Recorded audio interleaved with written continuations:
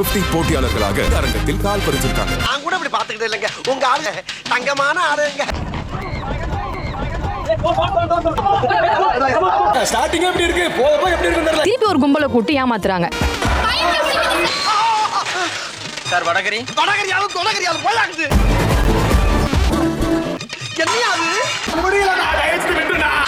Array உடுங்கடா. ஐயோ கட்ட கட்ட பாக்குறாங்க. இது நிஜமாவே அந்த பொண்ணு சிந்தனை வேர்வதாங்க. Bigg Boss the common man show இன்னைக்கு எபிசோட்ல இந்த மாதிரி ஒரு பஸ் டாஸ்க் ஒன்று வச்சு செம்மையா புழிஞ்சு எடுத்துட்டாங்க.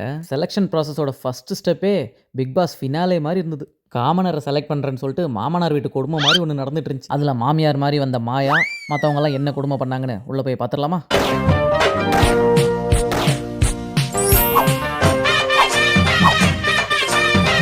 ஒரு கும்பலை கூட்டி ஏமாத்துறாங்க. அரிசியில் கல் பொறுக்கிற மாதிரி லட்சம் பேரில் வந்தவங்கள 50 பேரை தான் செலக்ட் பண்ணாங்க. அப்பாடான்னு அவங்க மூச்சு விடுறதுக்குள்ள சாச்சு புட்டாடா மச்சாங்கிற மாதிரி 2 பஸ்ஸை கொண்டாந்து நிறுத்தி 50 பேருக்கு மொத்தம் 36 சீட்டு தான், இதில் போய் நீங்கள் இடம் பிடிச்சி வரணும்னு சொல்லிட்டாங்க. அடடா உள்ள சீட்டு கிடைக்கணும்னா இந்த சீட்டை பிடிக்கணும்னு எல்லாம் சீட்டை பிடிக்க போய் நான் தான் பெரிய பருப்பு, எனக்கு எதுக்கு செருப்பு அப்படின்னு சொல்லிட்டு செருப்பெல்லாம் விட்டு கடைச்சிட்டு ஓடுறாங்க. காலில் போடுறது மட்டும் இல்லை, மண்டையில் போடுறது கொண்டையில் போடுறதுன்னு எல்லாம் ஒரு மூலையில் கிடந்துச்சு. இதில் எனக்கு தான் அந்த சீட்டு உனக்கு தான் அந்த சீட்டுன்னு சண்டை போட்டதில் சாத்துக்குடி ஜூஸில் போட்ட தூத்துக்குடி உப்பு மாதிரி எப்படி ஆயிட்டாங்கன்னு கொஞ்சம் பாருங்கள். இது என்னடா சம்மந்தமே இல்லாமல் ஏதோ சொல்கிறேன்னு கேட்குறீங்களா? இந்த ஷோவே அப்படி தான் இருந்துச்சு. இது வலிக்குதுன்னு கொஞ்ச நேரம் அழுதேன்.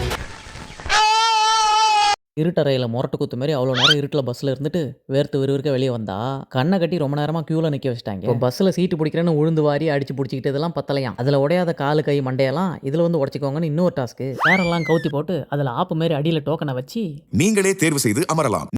அமரலாம் உயிரோட இருந்தா, இல்லைனா அமரர் உறுதி தான். அத்தனை பேருக்கு கொஞ்சோண்டு சீட்டு வச்சு யாராவது சீட்டை பிடிச்சிங்கன்னா அதில் இருக்க டோக்கன் எடுத்து வச்சுக்கணும். அப்புறம் உங்களை அந்த டோக்கன் நம்பர் வச்சு தான் கூப்பிடுவாங்களாம்.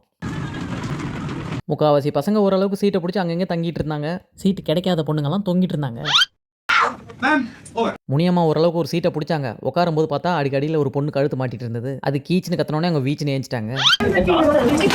இந்த மாதிரி சூப்பராயின் சண்டை காட்சிகள்லாம் நடந்து முடிஞ்சு ஓரளவுக்கு எல்லாம் செட்டில் ஆனதுக்கப்புறம் சீட்டு கிடைக்காதவங்கெல்லாம் யாரு, அவங்களாம் வெளியே போங்கன்னு சொல்கிறதுக்கு தான் வந்தாங்க நம்ம ஷோவோட ஆயா.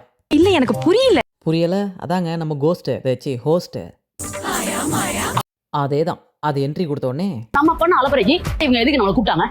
சில மூஞ்சிகளை பார்த்தாதான் போட்டு விடணும் போல தோணும். போட்டு விடணுமா? ஆமாங்க. ஐயோ அம்மா சண்டையா? ஐயோ நாங்க இருந்தே ஆகணுமா?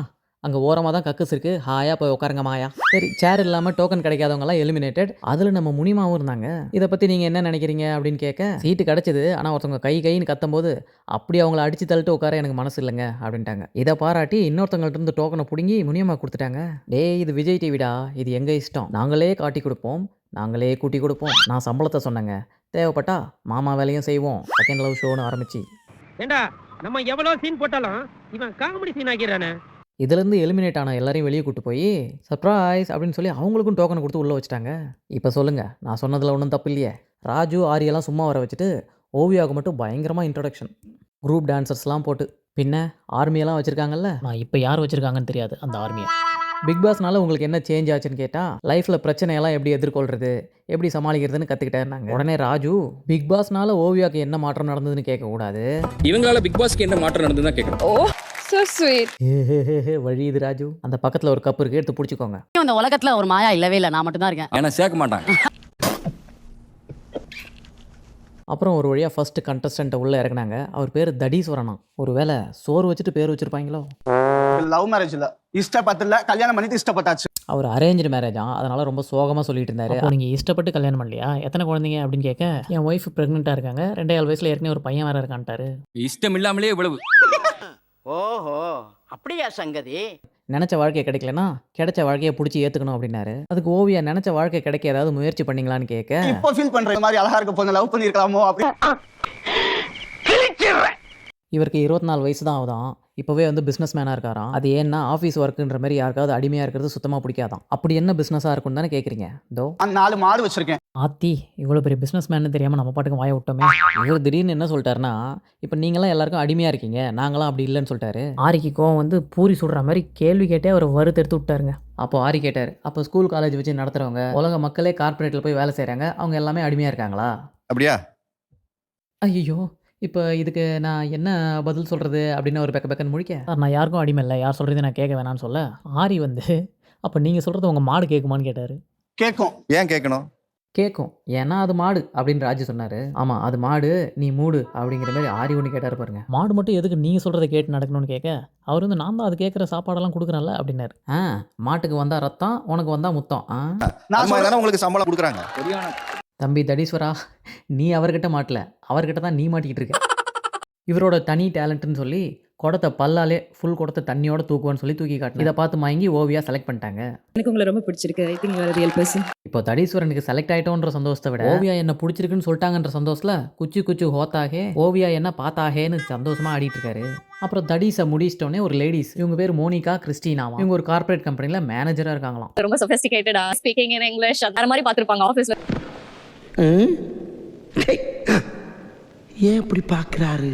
அப்புறம் ஓவியா வந்து எதுக்கு பிக் பாஸ் வந்தீங்கன்னு கேட்டால், நான் நடிப்பு ஆங்கரிங் எல்லாமே ட்ரை பண்ணேன், ஆனால் அவங்களாம் உஷாரை என்ன செலக்ட் பண்ணல, அதனால் கரியர் சூஸ் பண்ணேன். சரி ஏதோ காமன் ஷோன்னு ஓசியில் கூப்பிட்றீங்களேன்னு ஓடியான்ட்டேன் அப்படின்ற மாதிரி சொல்லிட்டாங்க. I wanted to try it. I wanted to try it. As a manager, I'm suffering from Big Boss. Kindly grand finale the permission please. அப்படின்ற மாதிரி அவங்க ரொம்ப கான்ஃபிடென்ட்டாக கேட்டாங்க. அப்போ ராஜு என்ன சொன்னார்னா, நீங்கள் யோசிக்காமல் வந்துட்டீங்க, ஆனால் நாங்கள் உங்களை செலக்ட் பண்ணுமா வேணாமான்னு யோசிக்கணும். ஆனால் நீங்கள் இது வரைக்கும் பேசினது பூசினது எல்லாத்தையும் வச்சு பார்த்தா ஒன்றும் சொல்லிக்கிற மாதிரி இல்லையே, நீங்கள் இது மட்டும் போதுன்னு நினைக்கிறீங்களா பிக் பாஸ் ஷோக்கு அப்படின்னு கேட்க, பிக் பாஸோட தாரக மந்திரம் ஒன்று இருக்குல்ல, அதை சொல்லிட்டாங்க. இப்போ வரைக்கும் நான் நானாக தான் இருக்கேன். நீ நானாவா இரு பனானாவா இரு, ஆனால் எங்களுக்கு அது இன்ட்ரெஸ்டிங்காக இருக்கணும்ல அப்படின்னு கேட்டதுக்கு, இப்போ என்ன பண்ணணுங்கிறீங்க அப்படின்னு கேட்குறாங்க. அடடா உள்ளே இருக்க மேனேஜர் வெளியே எட்டி பார்க்குறாங்கப்பான்ற மாதிரி இருந்தது. அதுக்கு ராஜு, நீங்கள் இதை பண்ணுங்க அதை பண்ணுங்கலாம் பிக் பாஸ் சொல்லிட்டு இருக்க மாட்டார், நீங்களா தான் பண்ணணும் அப்படின்ட்டார். இது வரைக்கும் நீங்கள் பேசுனது போதுன்னு நீங்களே நினைக்கிறீங்களான்ற மாதிரி மூக்க உடச்சு விட்டார். ஆனால் அதுக்கும் இந்த மேனேஜர், நான் இங்கிலீஷில் தான் பேசுவேன், தமிழில் பேசுவேன், நல்லா பேசுவேன், ஆனால் சில நேரத்தில் நடுவில் கெட்ட வார்த்தை வந்துடும்ன்றாங்க. அடேங்க அப்பாடி அப்பா, கேட்டுக்கிட்டீங்களா? அவங்க ஏன் கம்மியாக பேசுகிறாங்கன்னா பேட் வேர்ட்ஸ் ஏதாவது வந்துருமா? செல்லாது. இப்போ நான் உன்னை பிக் பாஸில் எடுக்கணும்னா என்ன ரீசன், ஏதாவது புதுசாக சொல்லுபுல அப்படின்னு கேட்க, நான் நல்லா என்டர்டெயின் பண்ணுவேன், ஆனால் 5 மினிட்ஸ்லாம் எல்லாத்தையும் கொட்டிகிட்டு இருக்க முடியாது, இப்போ நான் காட்டினது வெறும் டீசர் மட்டும்தான், அதெல்லாம் விடுங்க, வாழ்க்கையில் நீங்கள் பெருசாக ஏதாவது சாதிச்சிருக்கேன், இதை மட்டும் யாரும் பண்ணாத ஒரு விஷயம் நான் பண்ணியிருக்கேன்னா என்ன விஷயம்னு கேட்க, இப்போ பாருங்க நான் இங்கே வந்து நிற்கிறேனே அதுவே சாதனைன்ட்டாங்க. பொறுத்தது போதும் பொங்கி எழுன்னு ஓவியாவே கடுப்பாயிட்டாங்க. எப்போதுமே இப்படி தானா போரிங்கான ஆன்சர்ஸ் தான் சொல்லிட்டு இருப்பீங்களா? இதுக்கு இந்த மேனேஜர் என்ன சொன்னாங்கன்னா, உங்களுக்கு நான் பேசுனதெல்லாம் டீகோட் பண்ண தெரில அப்படின்ட்டாங்க. அப்பாடே இவங்க யாருக்குப்பா மேனேஜரு, பாவம்பா நீங்கள்லாம். இந்த சின்ன விஷயத்துக்கே இவ்வளோ எமோஷன் ஆகி பயங்கரமாக கோவமாக வரீங்க, இன்னும் ஷோக்குள்ளெல்லாம் போனீங்கன்னா எல்லாம் கழுவி ஊற்றுறது திட்டுறதெல்லாம் உங்களால் கண்டிப்பாக தாங்கிக்கவே முடியாதுன்ட்டாரு. சரிங்க மிஸ்டர் மேனேஜர், நீங்கள் ரிஜெக்டட், வீட்டுக்கு கிளம்புங்கன்ட்டாங்க. நீயே ரிஜெக்ட் பண்ணிட்டீங்களா, இருங்க எனக்கு கீழே இருக்க எம்ப்ளாயிஸை போய் இப்போ என்ன கழுவி ஊற்றுறேன் பாருங்கன்ட்டு கிளம்பி போயிட்டாங்க கோவமாக. ஐயாடி 4 மாடு மேய்க்கிற அந்த தடீஸ்வரனே பரவாயில்ல, 4 பேருக்கு மேனேஜராக இருக்கிற இவங்கள யாராலும் மேய்க்கவே முடியாதுன்றது ப்ரூவ் ஆகிடுச்சிங்க. ஒரு செலெக்ஷன் ஒரு ரிஜெக்ஷன். இந்த வீடியோ பற்றி என்ன நினைக்கிறீங்கன்றதை உங்கள் கமெண்ட்டில் சொல்லுங்கள். பிடிச்சா ஒரு லைக் அண்ட் ஹைப் பண்ணிவிடுங்க, பிடிக்கலனா கமெண்ட்ஸில் கழுவி ஊற்றுங்க. சப்ஸ்கிரைபர்ஸ் எல்லாத்துக்கும் ஓவியா ஏதோ சொல்லணுமா கேட்டுக்கோங்க. தேங்க்யூ. அப்புறம் நம்ம வீடியோஸ்லாம் பிக் பாஸ் பிளேலிஸ்ட்லேயும் இருக்குது, அதுலேயும் பார்த்து என்ஜாய் பண்ணிக்கோங்க. தேங்க்யூ.